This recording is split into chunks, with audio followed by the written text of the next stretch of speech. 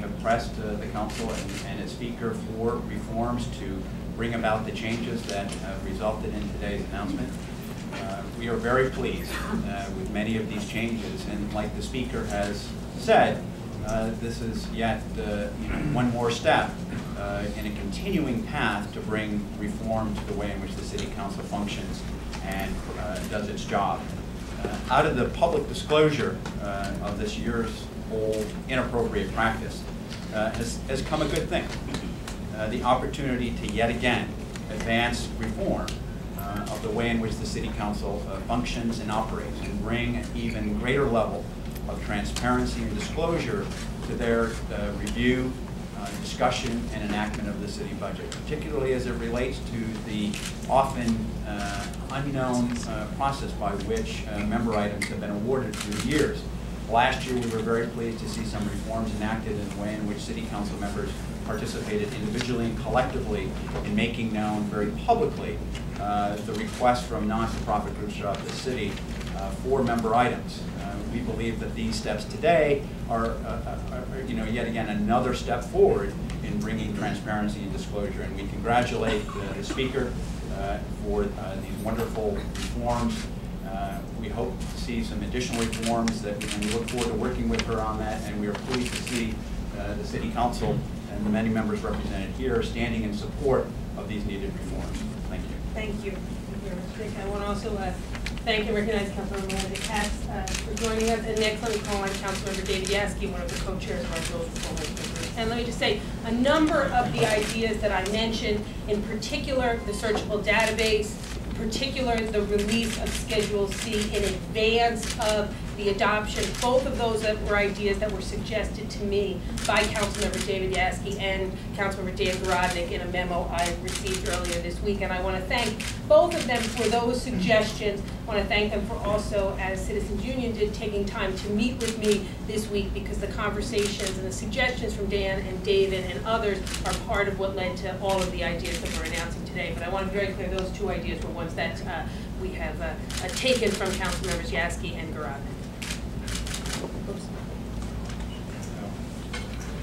Thank you, Speaker. I very simply just want to say that I am enormously proud to be standing with Speaker Quinn, my colleague Dan Garodnick, and all of our colleagues here to announce this package of reforms. I think it is not an overstatement to say that what Speaker Quinn is doing today will revolutionize a part of the budget process. You know, and I will say it simply, I do think the earmarks part of the process, and in recent years, and I mean predating Speaker Quinn, had become just too significant a part of the process. And what the Speaker does today restores the proper balance, and I think she deserves enormous credit. It is true that the recent disclosures posed a challenge to the credibility of the Council's budget process. Speaker Quinn has surmounted that challenge and gone further. And I think we emerged today with a far stronger budget process than the Council has had in memory. So, Speaker Quinn, I thank you and I commend you. Thank you. Thank you very, very much. And again, thank you for your ideas and help. Let me next call on Gene Rushnoff of 9 Fergus So just to point out, amazing and event news, it may be the first news conference I've done with David Wetburn in quite some time. My organization, the New York Public Interest Research Group, strongly supports this package of reforms. We feel that they will increase the fairness and transparency of the process by which the Council allocates its funding. To us, it's a piece of a tradition in the Council under Speaker Quinn of adopting major reforms, including restrictions on individuals who are doing business with the city, more disclosure of member items, and a tougher set of lobbying rules. So, you know, I've watched the city government for the last 25 years, and I think I have a good sense of what's real reform and fake reform, and I think this package here today is the real thing. Thank you very much. Next, let me call on Councilmember Dan Garodnick, and then we'll hear from our finance chair from the congestion pricing. Thank you, Speaker Quinn. Thank you for the opportunity to say a few words this morning. I want to congratulate you on taking some very significant steps today and for taking a top-to-bottom look at the ways that we can be more responsive to all New Yorkers. The changes today are based on the fundamental premise that New Yorkers need to know where their money is going and how it is spent. And if that seems like common sense, it is because it is. The public needs to have sufficient access to information about earmark funding and needs to be able to access the public purpose behind the many worthy causes that are funded in the city budget. Today, we are shining the spotlight on the process so that we can be firmly accountable to all New Yorkers. In order to bolster public confidence in how funds are allocated, the Speaker is proposing advancements that make the budget vastly more transparent than it ever has been before. These changes will help focus the delivery of city monies to where they can be used best for the benefit of New Yorkers, and they will help make the city budget more responsive. In the last 2 years, the Speaker and the Mayor have made great strides in ending the budget dance and in shining sunlight on council member earmarks. Our proposal today builds on these efforts for a stronger and more transparent city budget. And I'm very proud to stand with you today, Speaker Quinn, and we look forward to taking these up in the Rules Reform Board. Thank you. Chairperson Martin. Thank you, Speaker Quinn. I, too, am proud to stand here with Speaker Quinn. You know, you have to realize the budget process and city budgets, which now have risen to about $60 billion, involve thousands and thousands of items, and there's an institutional budget process that has been in place for so many years that predates even Council Speaker Quinn's predecessor, where there's so many groups and organizations and line items.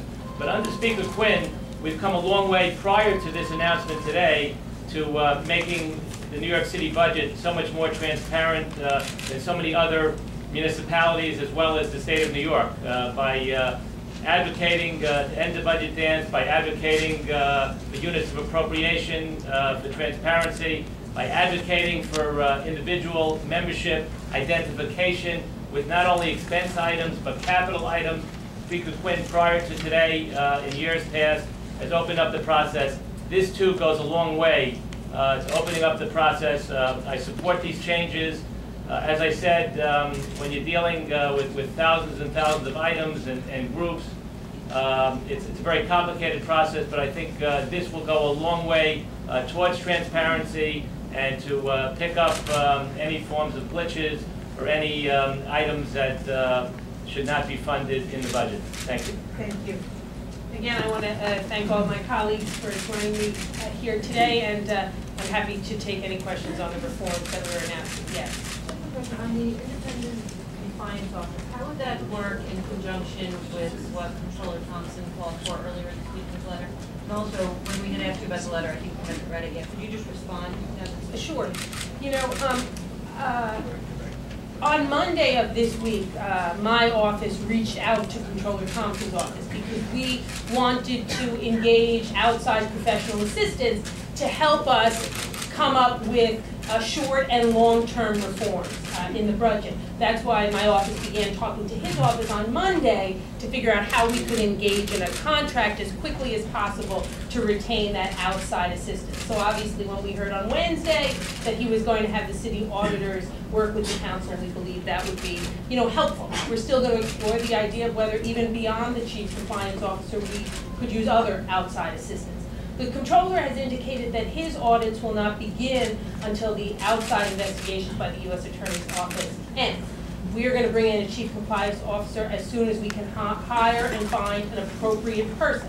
Obviously, whatever the audits reveal when they are done after the investigation concludes, and any and all future audits, the results of those are exactly the type of thing that a Chief Compliance Officer will make sure the City Council is responding to and putting those reforms in place. So we, welcome the opportunity to work with the Comptroller, and obviously welcome the opportunity to engage professional assistance in this matter. That's exactly why we began talking to his office on Monday to engage outside assistance. As far as the letter goes, it outlines a set of actions he thinks are appropriate, that are fully within his power as controller, and we will be working with him in regards to that.